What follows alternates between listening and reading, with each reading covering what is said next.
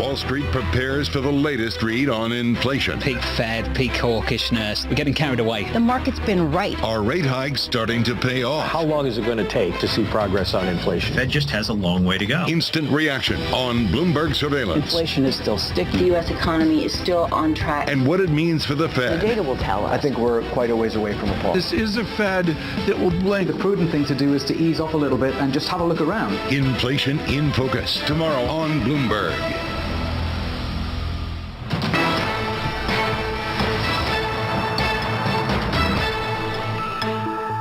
The economy is starting to go through the windshield. The financial system is starting to go through the windshield. This is not stepping on the brakes. This is slamming the brakes. It is the most front-loaded interest rate cycle that we have seen in a very long time, and it didn't need to be this. This is the tragedy of it, John. It didn't need to be this way. This is a self-inflicted wound by central banks. Really reassuring words there from Bloomberg opinion columnist, Allianz Chief Economic Advisor Mohamed El-Erian. It's a great visual that he painted. So let's get back to that question of the day. Contagion? Question mark. Karen Carnell-Tambor, Bridgewater Associates co-CIO for sustainability, joins us now. Karen is one of Bridgewater's foremost experts on macroeconomics and foreign exchange markets. So Karen, the question was contagion from the UK elsewhere, and you can look at it in many different ways, literally through assets, or literally that's just the beginning of the leverage pop bubble that we're going to see. I think that it's actually been surprising to me when you look at the rise in market volatilities, how most of it, the vast majority of it in most assets, I actually think is very fundamentally driven. Meaning you've had a logical fundamental repricing that needed to happen, where at the end of the day, there are only certain number of big factors that cause markets to move and be volatile. And a really important one is inflation. A really important one is interest rates and whether they're rising or falling. And when you go through decades where inflation is irrelevant and interest rates are barely moving and you have no balance of payments crises, volatility is low, and when suddenly you get a realization that that's not the world we live in anymore. We live in a world where interest rates are moving rapidly. This is the largest rate increase we've seen in 50, 60 years. Inflation is going to be volatile. We're starting to get balance of payments type crisis, market action in places like the UK and Europe. There's a good fundamental reason why you have to have volatilities go up. You have to have, markets start reflecting that and pricing that in. And then you have pockets that are much worse than that and are not that, and you have to get them under control. What's happening in the UK is a good example of that. What you don't want to see happen is the LDI crisis in the UK, where you have specific players that are strained, that need to meet margin calls, that the kind of sales they're making are logically to be much bigger than what's justified by the fundamentals. That's when you have to step in and make sure that doesn't become a contagion greater than that. So far, I think most repricing has been very appropriate. Are central banks moving too quick? To Mohamed's point about the rate of change, and the UK has been caught out by a very sharp repricing upwards in the gilt market. Are central banks moving too quickly? Are they slamming on the brakes too hard? Should we accept that it wouldn't be that bad, or maybe it would be better if inflation came down more slowly than currently is projected, Karen? Is that the mistake we're making here? Well, I think you really have to separate between places like the U.S. and places like the UK.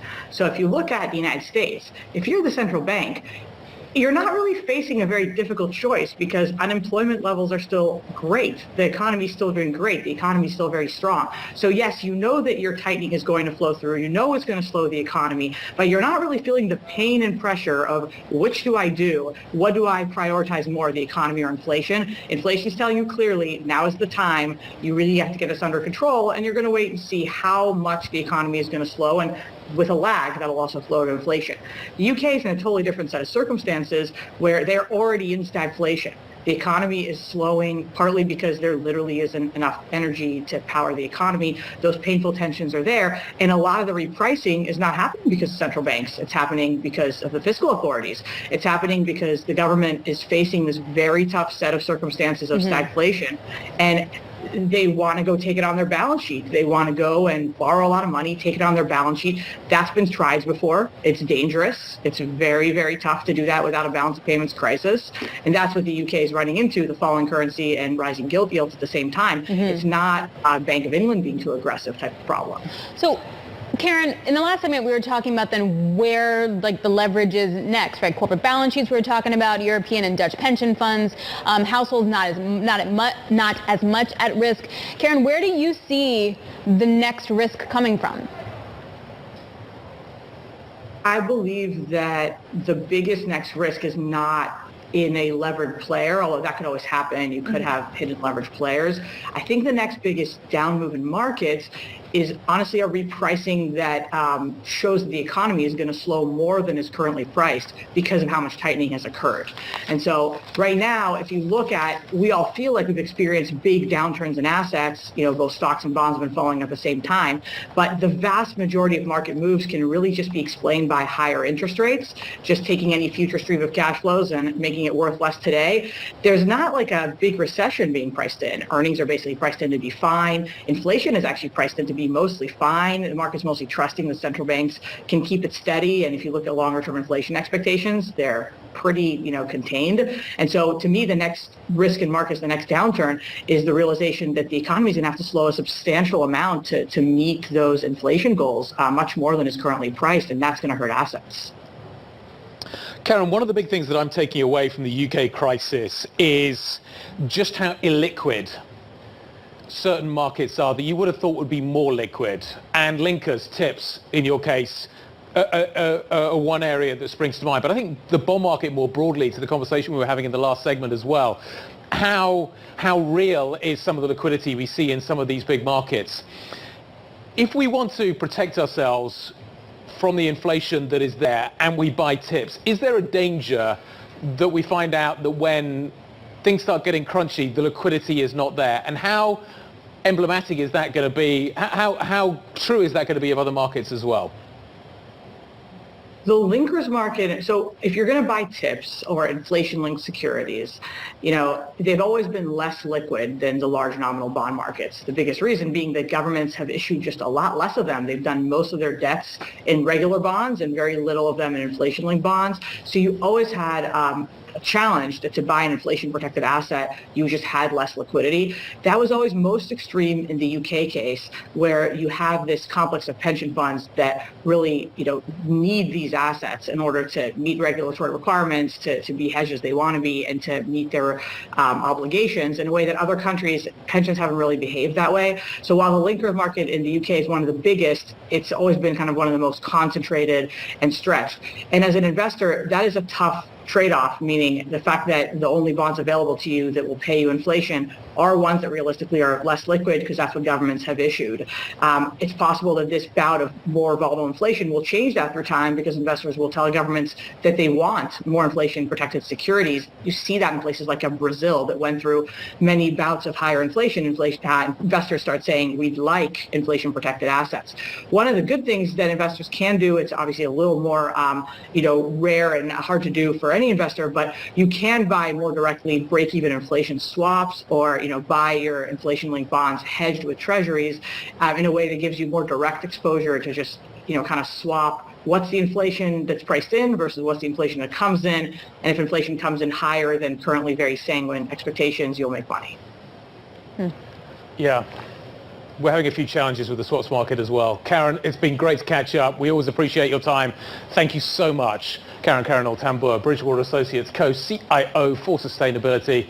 This is Bloomberg.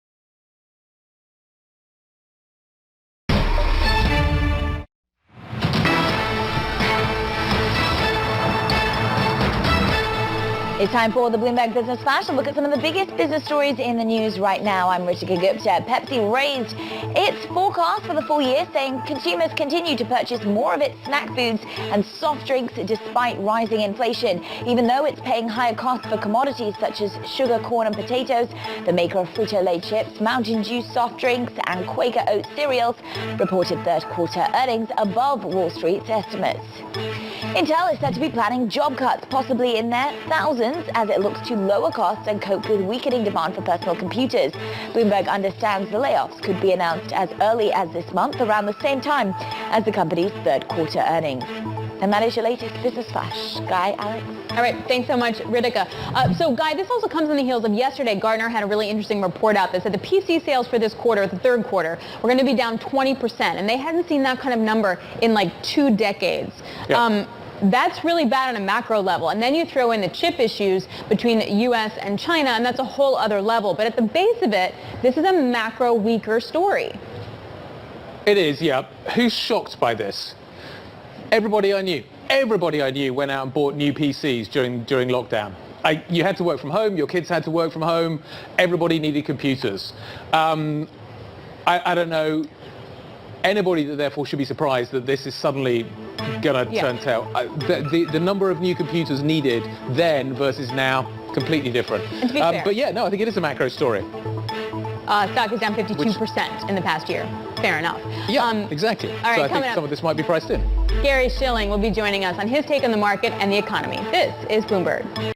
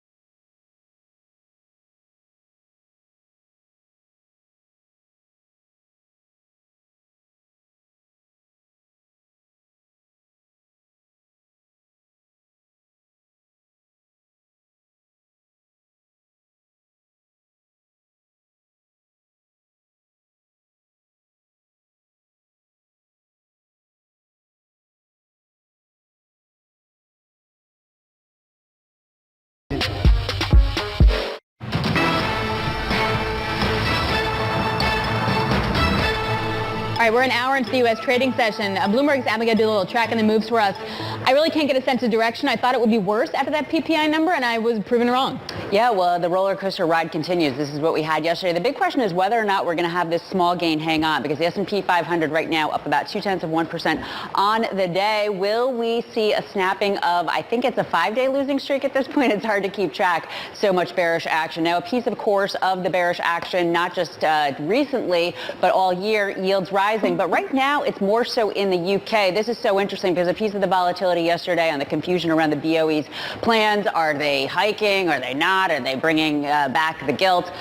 So here you have the 2-year yield, gilt yield. It is down 15 basis points. But the rest of the curve there is telling you that they need to not start paring back liquidity, that they need to keep having liquidity in the system as these sell off. So it's going to be interesting to see. Take a look at that 30-year gilt yield. It's almost, it had earlier been at 5%. Now, speaking of redoubling of efforts here, this is true too for the NASDAQ in terms of its bear market. Now, technically, you can just make the case that this bear market has been the case all year long. A lot of people on Wall Street are not going to make such a big deal of the down, then up, then the down. They're going to see it as one continuous streak. But it is pretty impressive. You had this monster rally between the June lows and the August highs, and now back down 20%. This as the likes of Amazon and Apple and a lot of these names have really just tumbled. The chips in particular over that time period down more than 2 months, and lots of demand issues there, along with the trade war, the chip war, I should say, with China tensions, and then, of course, those yields. And then finally, for some of the movers on the day, we do have some to the upside. PepsiCo is one of those. They put up a very strong quarter, beating top and bottom estimates, Alex. And in addition, we have Moderna and Pfizer popping. Moderna, both of these companies, as the Omicron booster has been approved for kids 5 and older, but plus Moderna is in a pact with Merck to develop an mRNA cancer vaccine. So there's life after COVID for Moderna. Oh, yeah. I mean, that's what they were originally going to do to begin with. Great stuff. Abigail, thanks a lot. Bloomberg's Abigail Doolittle. All right, so Fed minutes from the September meeting are out later today. We're also dealing with the contagion risk potentially from the UK pension fund crisis. Axel Weber, chairman of the Institute of International Finance, says the job of central banks is very challenging. He spoke to Bloomberg's Tom Keene earlier. I now look at monetary policy as an independent risk factor, and I think monetary policy has a way to go. I don't believe that the current inflation rates will come down as easily as is predicted still by most of the central bank models. Right. So the tough work is ahead. So that brings us to the question of the day, contagion. Joining us now is Gary Shilling, Gary Shilling & Co. president and former Bloomberg columnist who's also been in the market for decades and decades and had lots of experience in seeing different cycles and then how the market responds. Gary, sincere pleasure. Thank you for being here. Glad to be with you. So we have lots of things to get through, but I want to start with the question that we were talking about earlier today, which is the contagion risk from the UK pension fund crisis. Either that develops here in the U.S., either fire sales continue and spread to the U.S. What do you think? I think when you have a situation like this, you got to expect a lot of these sort of regional conflagrations. It doesn't mean the whole world is going up in smoke simultaneously. But when you have a situation where we've had very low interest rates for so long and the world was adapted to it, now that central banks are raising interest rates, it changes things. People weren't prepared for it. So you got this in UK. I wouldn't be a bit surprised to see it elsewhere. The Eurozone certainly doesn't look all that healthy. And of course the Fed has got the bit in their mouth. They're going to keep raising rates until there's definitely a recession. And I think we're probably already in one. So what does that mean for U.S. assets, Gary? What are you looking at right now? The Fed is raising rates. It's a very front-loaded rate hiking cycle, and they're going very quickly. People talk about the Fed breaking something. What do you think breaks? The economy. The economy. I mean, the Fed was behind the curve. We all know this. They wanted to catch up. Their credibility was at stake. So they really decided they are going to make absolutely sure that inflation is beat. Normally the Fed shifts gears before the peak of business. They see they've done the dirty deed of precipitating a recession with rising rates, and they reverse gears. This time, I don't think so, because there's so much credibility concern. So I think they're going to stay with tight credit longer than normal. And of course, that doesn't do the economy any good. Is it possible that we can keep an unemployment rate around 3.5% or 4%, and get a 20% drawdown in the equity market and not be in a recession? Well, bear in mind that unemployment is a lagging series. It's only when business drops off, profits are hit, that businesses say, hey, we got too much staff. And of course, they've spent so much time in recent years trying to hire people that they're very reluctant to get rid of them. But it will happen, and it's already starting to happen. You're seeing the job openings decline. You're seeing around the fringes. But the unemployment rate will definitely rise. Let's say it rises well into the recession. It's a lagging series. Gary, if the economy is going to break, if the economy may already be broken, as you say, we could already be in a recession, do you think stocks are priced appropriately? How much more downside could there be? Well, you know, I said at the beginning of the year, and I wrote this in my Bloomberg columns, that I thought we'd see a 40% decline, peak to trough. Stocks peaked the 3rd of January, as we all know, and we're a little more than halfway down. So, you know, from here, of course, the percentages different. They don't add up as you go down, but we've probably got another 20-25% to go down. The first leg down was basically realization that interest rates were rising, and of course that killed the growth stocks because their discounted earnings way out are not worth that much at present, and that determines their price. So the first leg was definitely realization of rising interest rates. The second leg is weakness in corporate results, profits, and of course we're now beginning to get the results for the third quarter, and I think we'll see those negative results as driving the economy into the second half of the recession. What does that 20% look like? The next 20% down look like? It feels like the buy the dip mentality is still hanging on to the market to some extent. Well, you know, we've looked at this in detail, Alex, and if you look at past bear markets associated recessions, there's no place to hide. You look at the 10 components of the S&P 500, they all decline. Now you can say, well, I'll lose less money in defensive stocks, utilities, healthcare, consumer, non-discretionary. But you know, the objective is not to lose less money. I mean, you know, we manage money, and full disclosure, we're short the S&P. So, and we're long the dollar, and so far it's been working very well. But I just think this idea of well, I'm going to wait this out. You know, that would be great if people did, but the problem is that most people don't. They chicken out. They reach what I graphically call the puke point at the bottom. They want to regurgitate their last equity and swear they'll never come back. And that's what makes a good bottom. You run out of sellers and you're faced with nothing but potential buyers. So every time you see people saying, oh, I think we're out there, it's almost over, the Fed is going to turn, that really tells you we're not there yet. Okay, let's talk about that bottom. A good bottom, if you described it. So everybody's out, nobody likes equities, we're done. What happens after that, Gary? The recent experience is that we get a kind of V-shaped bottom, that the market bounces aggressively off that low. Does that happen this time? Oh gosh, that's hard. I wouldn't venture a strong opinion on that. Certainly sharp declines tend to be followed by sharp recoveries. But again, the Fed is not behaving as usual. As I mentioned earlier, exactly. they often ease before the peak in business, and I think they'll be well into the recession. And of course, you never know when the recession starts. It's only when the National Bureau of Economic Research says so, and they make the call months, quarters later, and that's about as handy as a pocket in your underwear from an investment standpoint. That analogy is amazing, as well as a puke point. And this is, I think, where it goes back to the UK.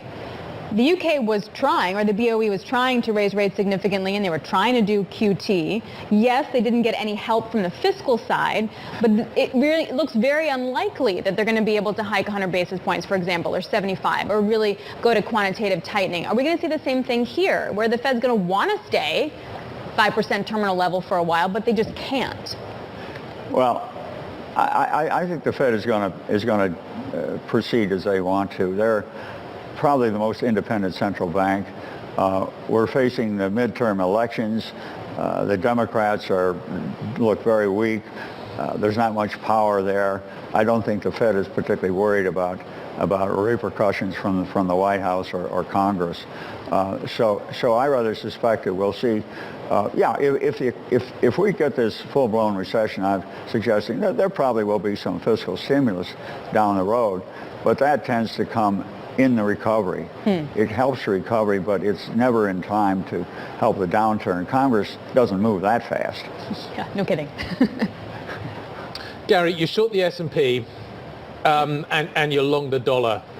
What else are you long right now? Well, I'll have to confess we're long a few long Treasury bonds. Now, they've gotten beaten up, but that's our anchor to windward. And you know me, Guy, I've been a fan on Treasury bonds for 40 years, literally, ever since the yields were well in double digits. Probably I've got a bias there, but I just think that at some point the Fed is going to move. And if you look at history, the Treasury market does tend to lead. What happens is when it's clear there is a recession, then the market participants start to anticipate eventual ease by the Fed, weak credit demand, and of course more of a safe haven effect for treasuries. All of them are very beneficial. Now, nobody rings the bell when you get to the bottom. I hope you will ring it and give me a call. But we just say, I've got a few treasuries there. It's an anchor to windward. Yeah, he can. And also, by the way, we're short commodities, short copper. Yeah, I love copper on the short side because copper goes into almost every manufactured product. I mean, the equipment we're all looking at has got copper in it somewhere or the other. And the beauty of copper is there's no cartel on either the demand or supply side. You can have a great forecast on crude oil, and then OPEC Plus comes along and makes an announcement and ruins your day. But copper doesn't have that. And as I say, it's a great measure of global economic well-being. And another interesting thing about copper, as prices go down, that means that the copper producers like Chile get fewer dollars in foreign exchange, and they got a lot of debts they got to service. So the lower the price, the more they want to produce and export. The more they produce and export, the lower the price. It's a nice vicious circle on the downside. Nice if you're short. Oh, that's really interesting. So we got long dollar, long treasury, short S&P, and short copper. Gary, thank you so much. It was a real pleasure. Gary Shilling and Co. President.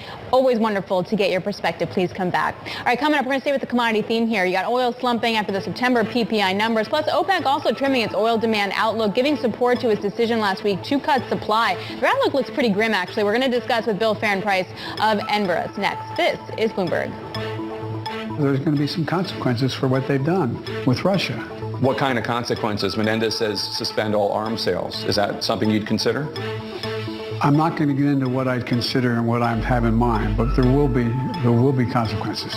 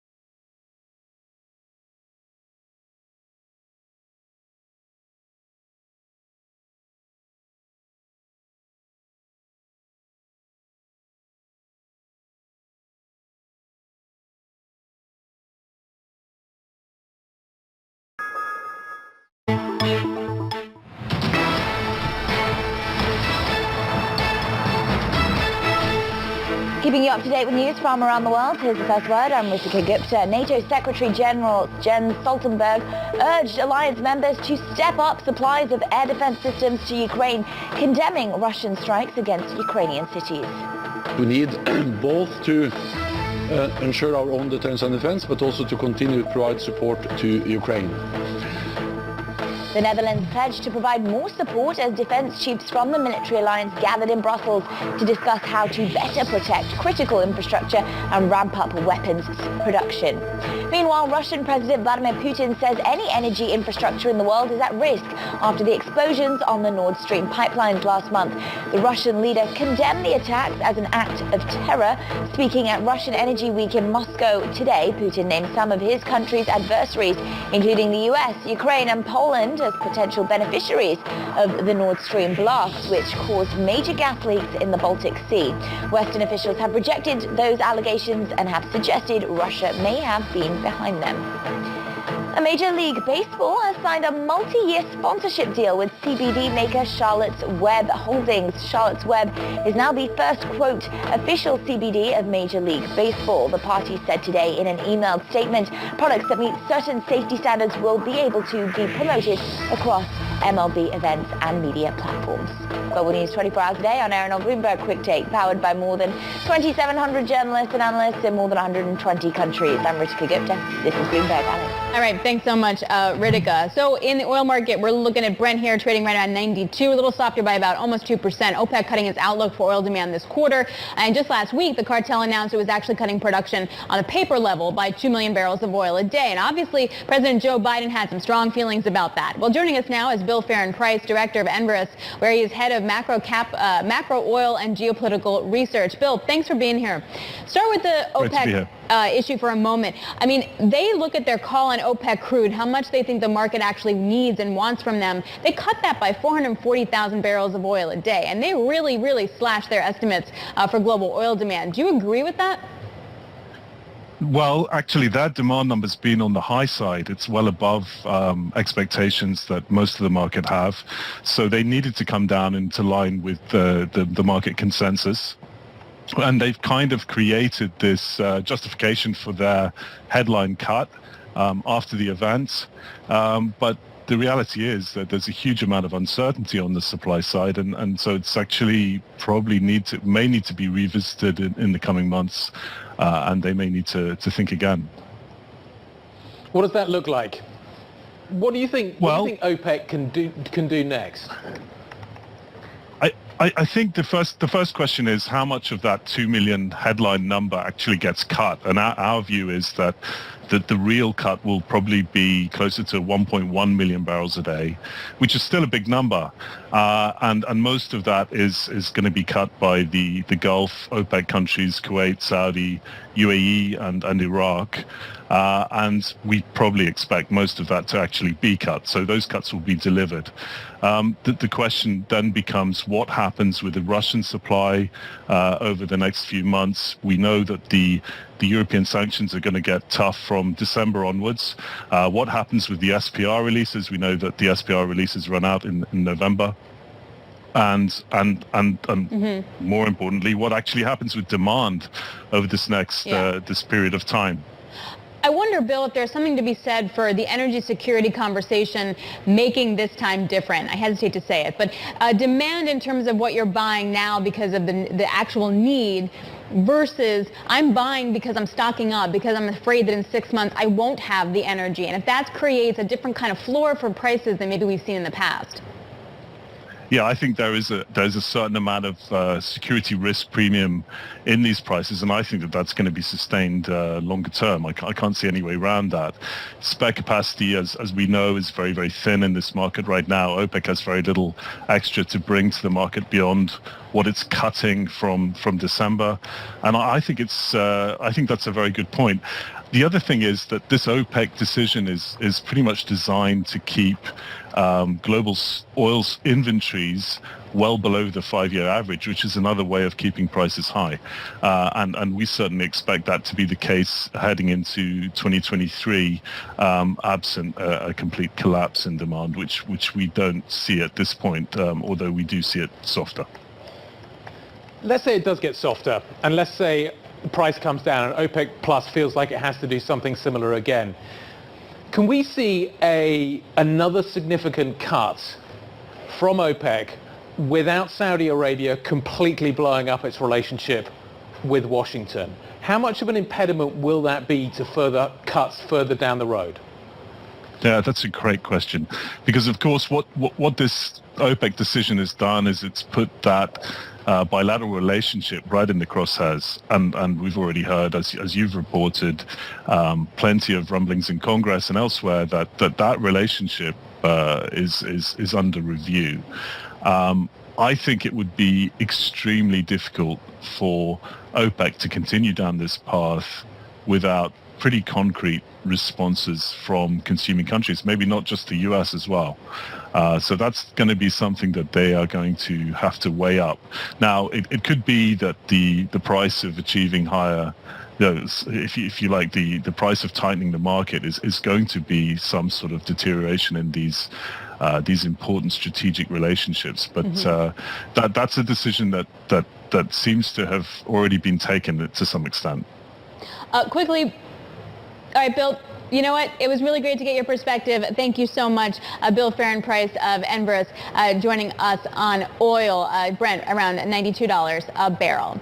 All right, you are looking, as we go to break here, at a live shot of the Bloomberg Invest Conference. Bloomberg's Sarah McBride is speaking with Josh Kushner and Kareem Zaki, both from Thrive Capital, about the outlook for VCs. And again, you can follow this conference on LiveGo. Don't miss any of their comments. This is Bloomberg. Or at the intersection of hardware and software, like investing in companies like SpaceX, but earlier stage businesses now that are innovating in hearing aids or surgical devices. So let's talk a little bit about your consumer investments, because you're in quite a few, like Warby Parker.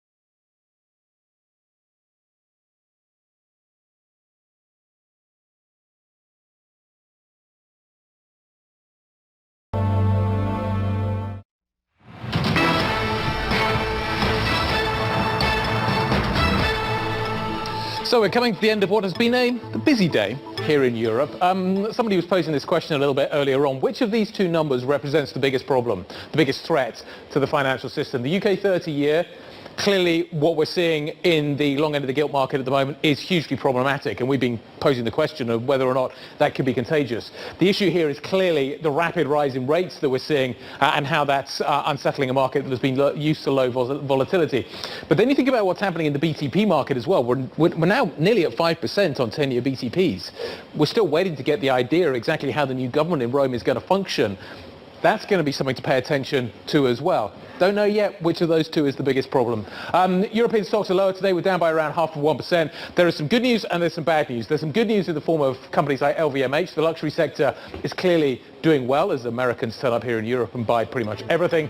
But you look at what's happening in the supply chain story, and that is a problem for Philips. We're going to debate all of this next. Michele Deltavigna, Goldman Sachs, head of energy industry research, is going to be joining us as well to carry on the conversation on that front. This is Bloomberg.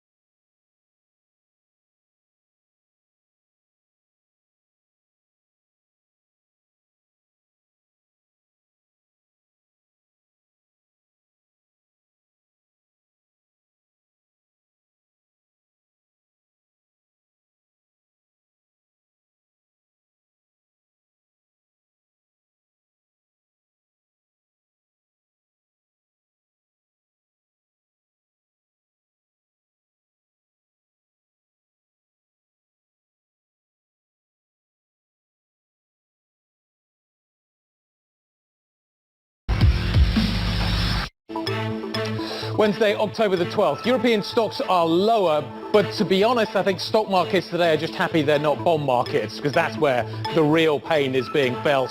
We'll discuss both markets throughout the entire show. Plenty of action in both. The countdown to the close starts right now. The countdown is on in Europe. This is Bloomberg Markets European Close with Guy Johnson and Alex Steele.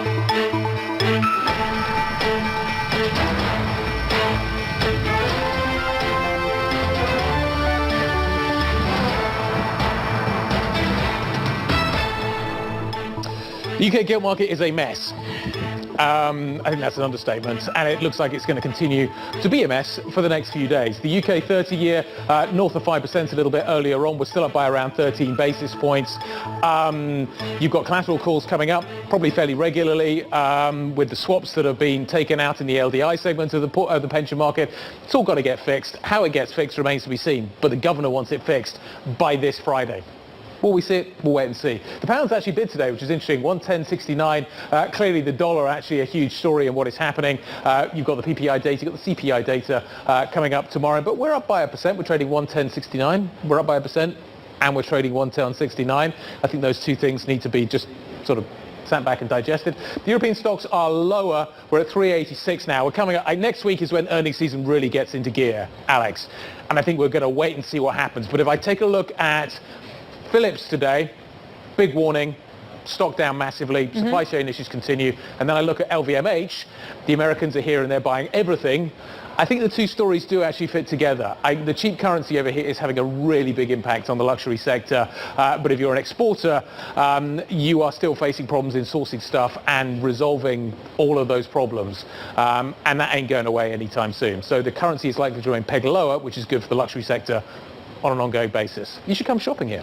Oh, no problem. I will definitely do that. But I only shop on sale, so I don't think that qualifies me. But to Europe is on sale. Europe is on sale. No, the whole place is on sale. I'm not going to go buy the country, but I'm saying I can't walk into a store and pay full price for LVMH. Anywho, talking about earnings, Pepsi actually came out earlier today with earnings. The numbers were really good. They're still able to pass costs along to consumers. Their organic revenue is really good. They revised their revenue growth estimates up. I mean, that was a good number. We get banks on Friday. S&P up by 0.2%. Despite that super hot PPI, we did give up a lot of earlier gains, but not the kind of downdraft you might have expected headed into CPI tomorrow. NASDAQ 100 hit a bear market.